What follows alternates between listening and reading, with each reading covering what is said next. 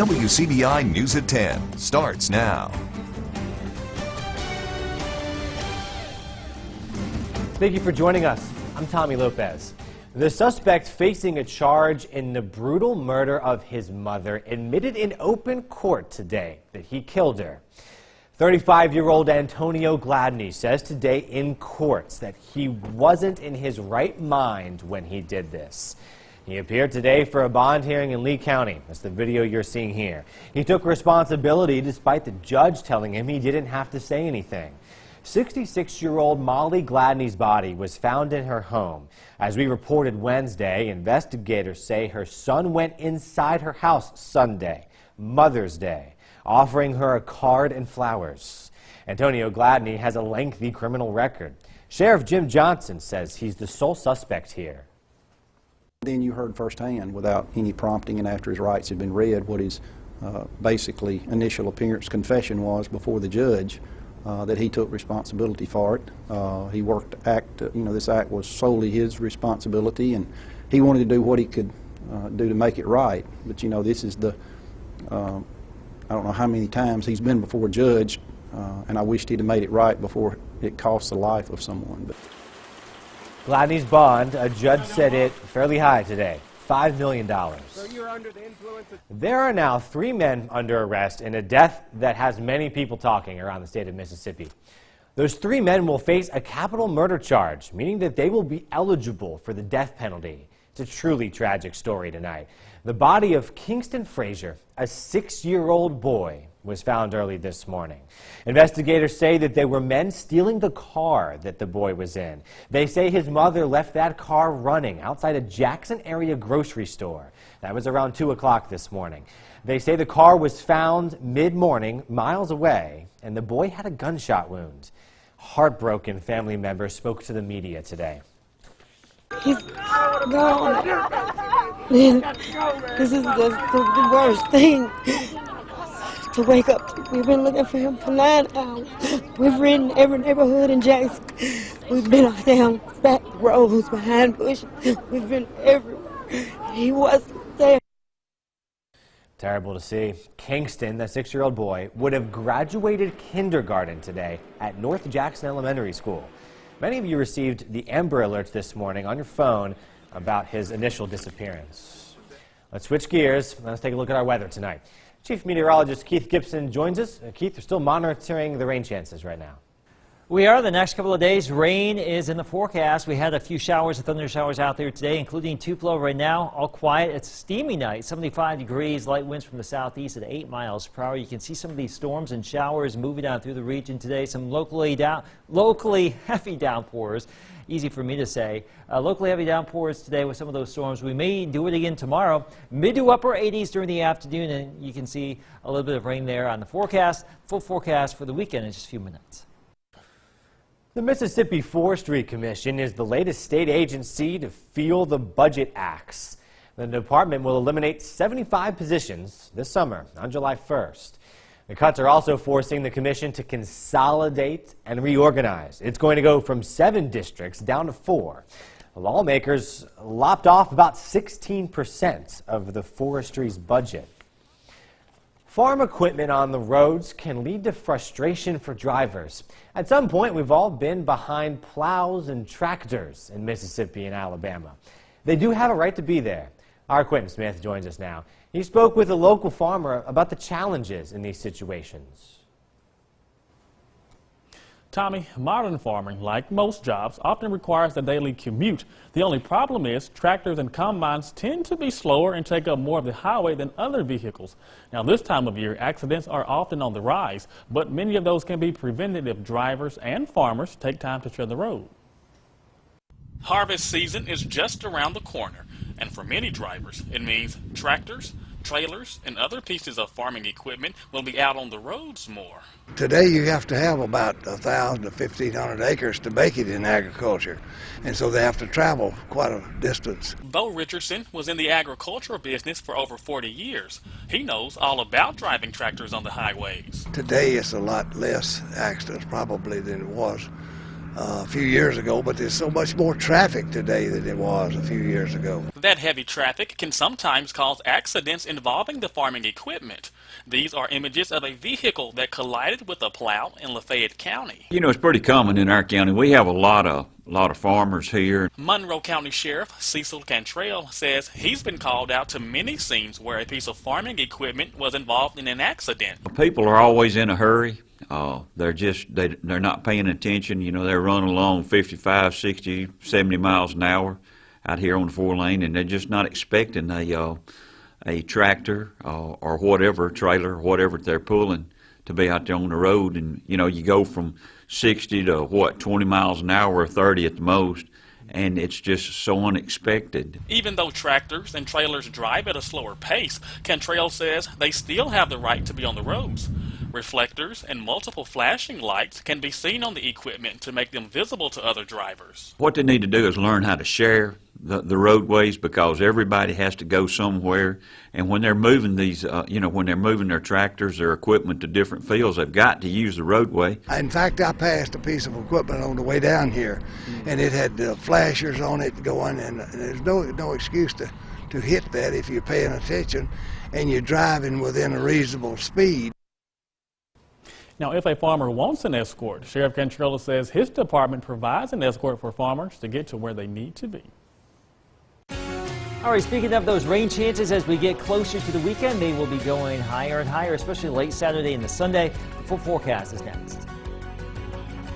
Your first alert weather forecast with Chief Meteorologist Keith Gibson.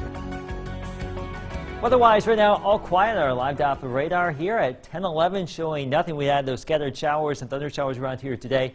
Generally along and southeast of the Natchez Trace, we had the heaviest rain, some spots over an inch with some of those good downpours. But that is done right now. You can see the storm still going here across the high plains. Severe warned storms, watches and warnings out there. And it's been pretty active in Oklahoma today. Look at this. This is a tornado in southwestern Oklahoma. A little time lapse of that tornado right there. A lot of active weather in the high plains recently, and another busy day out there today. Around here this evening, not too shabby. We have really had a quiet evening, a bit sticky out there, pretty muggy out there with all the moisture that has come on back to the lower atmosphere. Earlier this week it was pretty dry, now it's pretty humid. There's a pretty nice sunset in Columbus, and let's just see that again, computer. Yes, look at how nice this was. Some of these clouds going on through the remnants of some of those showers and thunder showers that were in the region earlier today. So that's how it looked. That's how it is right now. Temperatures in the low and mid 70s at this hour. The dew point values in the 60s to low 70s. And we will just fall a few more degrees down into the upper 60s. Some patchy fog is possible with some of that lingering moisture out there. Tomorrow, mid to upper 80s, a chance for one of those showers or storms. Not everyone will see it, but if you do get under one of those, much like today, brief blinding rain and some thunder and lightning. Highs in the upper 80s to around 90 across the board. So here's Futurecast. You can see that we may pop a few of those showers and storms tomorrow on a scattered basis. Probably more numerous showers and storms late Saturday into Saturday evening and Saturday night, even into Sunday too, with the system coming out of the high plains. Now that thing's been pretty strong, but by the time this front gets here, the overall severe weather threat for us fairly low. Can't rule out some stronger storms around here this weekend, but we're not looking at a lot of widespread severe weather. And then we will have another system out here across the Rockies that will swing out through the deep south for the middle of next week. So somewhat active weather even into next week. Elevated rain chances for the weekend. Behind the system, though, a little bit cooler once we get past the weekend into next weekend. If we're lucky here, folks, we can dry things out and get down into the mid 70s by the middle to end of next week. It's game 2, Knight and Pearl, for two area teams. Well, they need game 3 to get it done. Tom lets us know coming up tonight in sports. Tonight in Health Talk with Baptist. Baptist is wrapping up its look at blood donations. Hi, I'm Sandy Kilburn, medical technologist and supervisor of the blood bank at Baptist Memorial Hospital Golden Triangle. I want to talk to you about some facts about donating blood. Did you know that just 1 pint of blood can help save up to 3 lives? Donating blood is safe and easy. It is a sterile procedure and you cannot contract any diseases from donating. You must be 16 years old or older and weigh at least 110 pounds to qualify as a donor. Here at Baptist Golden Triangle, we hold a United Blood Services blood drive every 3 months. Here are some tips for getting through the donation process faster. Bring personal identification, preferably an ID that has your picture and full name. Some acceptable forms of ID include a driver's license, work or school ID, or passport. Bringing along your blood donor card will help you get through the registration process quickly. If you don't have one, please ask the staff to order one for you. Bring a list of all countries, cities, or areas you have visited with dates in the past 12 months. Wear a top with loose-fitting sleeves so that you can get your blood pressure checked. Make an appointment. Donors with appointments are taken before walk-ins. To make an appointment, visit the website, unitedbloodservices.org. Be a donor, make a difference. Join us next time for Health Talk with Baptist. Mail your topic suggestions to healthtalk@wcbi.com. Health Talk has been brought to you by Baptist Memorial Hospital Golden Triangle. One more win for the Moorville Troopers, and they'll take home a title. Another nightcap going to extras. Highlights and scores in Next in Sports.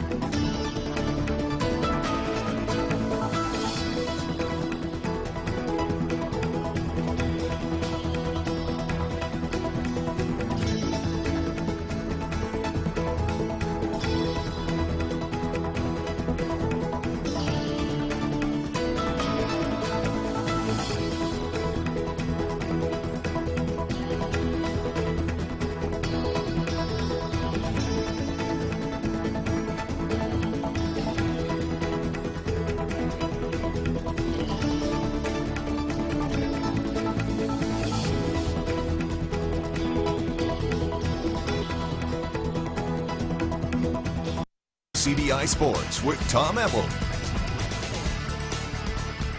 The Moorville Super Troopers looking to cap off a special season, one win away from bringing home a state title. Super Troopers taking on Seminary. The nightcap would give us yet another classic. It'd be a pitching duel to start. Will Armistead on the mound for Moorville gets the strikeout here. We'd be scoreless until the 5th. Then the Troopers looking to strike. It'd be Jacob Hughes. He's going to connect on a ball to left. That's going to be safe for a base hit. That's going to advance Brent Cummins to third. So the Super Troopers, they're in business here in the 5th. Armistead's going to help his own cause. Lays down the squeeze bunt. Cummins gets in. He's safe at the plate. Beats the tag. It'd be 1-0 Moorville. Here, keep it going. Troopers, they're adding another. It's Trace Henry deep enough to bring home John Mack Peters. So Moorville tacks on 2. It'd be 5-3 until the 7th. Seminary would rally, but Moorville gets it done in the 8th. They are your 3A state champs. We'll recap it all tomorrow morning right here on WCBI Sunrise. In 6A, the Golden Wave, they need one more win to bring home a title. It's an amazing game last night. This one might top it. First inning we go. Wave strike first. Josh Smith lays down the squeeze bunt. The throw would sail over first base. That brings home Nick Ratliff. Smith would get to second thanks to the error, so it's 1-0 Tupelo. Charlie Greer on the mound. He'd pitch a gem, but would get some help from his friends. Here's Smith at center field, showing off the leather, getting the Wave out of the inning unscathed. More from Tupelo's defense. Gatlin Farah starts the double play on his own.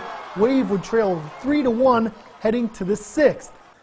But it's the comeback kids from Tupelo. Here they battle back. Farrell lines one to left. Third baseman can't corral it, so everyone is safe on the bags. Stephen Matthews crosses the plate for the score. Then a wild pitch from Gulfport is going to bring home another run. Clay Cox crosses the plate. So it's a tie ball game, and it would go to extras yet again. But it would take until the 9th for one team to break through, and it would be Gulfport. Here the throwing error to first is over the head. That's going to bring home the walk-off run. So back-to-back walk-off endings in this series. It's going to come down to a decisive Game 3 for the 6A title coming up on Saturday at 4 p.m. The NCAA tournament softball is in Oxford for the first time ever. The SEC champion Ole Miss Rebels got back to work preparing for its regional game 1 against Southern Illinois. It's a dream come true for the Ole Miss team that will begin its road to Oklahoma City in the friendly confines of Oxford. I think it's awesome just to bring everything back to Oxford, the SC Championship, just to host a regional, just for, like Coach Smith said, for all of our fans that have been there since the beginning, you know, see that we're able to do things like this. I think it's amazing for us as a team and amazing to all of Oxford and any Ole Miss fan out there. This is why I came here. I wanted to transform this program into what we're about to see this weekend. And it's going to be exciting. I think it's going to be a pretty spectacular event that we're about to put on.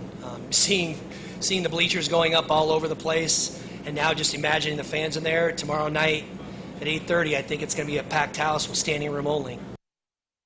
So Ole Miss coming up tomorrow, but a tough way to start the NCAA tournament for the Mississippi State Bulldogs. They're blanked 8-0 by BYU. Mississippi State will play Fordham tomorrow, that game at 4:30 p.m.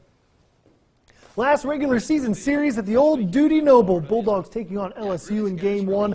Much has been made about that LSU pitching staff.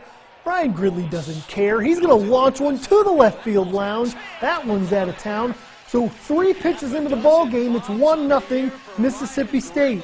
But LSU strikes right back. It'd be a tie ball game in the 4th until Zach Watson connects on one up the middle. That's going to bring home Nick Coombs. So the Tigers lead 2-1. And Alex Lang, this guy's going to be throwing the sauce in the big leagues here coming up. Absolutely filthy after that Gridley home run. Here he would strike out the side in the 4th. And that would be 6 straight strikeouts for Lang in the 3rd and the 4th. LSU takes game 1 of the series 3-1. A serious gash to Mississippi State's SEC title hopes. Also, quick recap here. Ole Miss loses a tough one to Auburn. This is a big series for Ole Miss as well if they want to try and sneak into a regional. Same with Auburn as well. Both of these teams are in a battle for a spot in the NCAA tournament. So Auburn takes game 1 of that series. We'll be talking about game 2 and 3 coming up on Friday and Saturday, Tommy. So Moorville, they're the first ones to win a state championship in our area. But a game 3 for Tupelo. Lots more to come. Couple teams tomorrow have a chance to bring home a title as well. Yeah, we're looking forward to it. Absolutely. All right, Tom, thanks. We'll have a final look at the forecast coming up next. All right, weather-wise for us for the next couple of days, some scattered rain chances here, warm, sticky, and we'll carry those rain chances into the weekend too. So tomorrow, not all of us will see some rain. You may want the umbrella, just be on the safe side. Yeah. We'll continue to follow it as we approach the weekend. Yeah, we will. Okay, thank you very much. And thank you so much for joining us.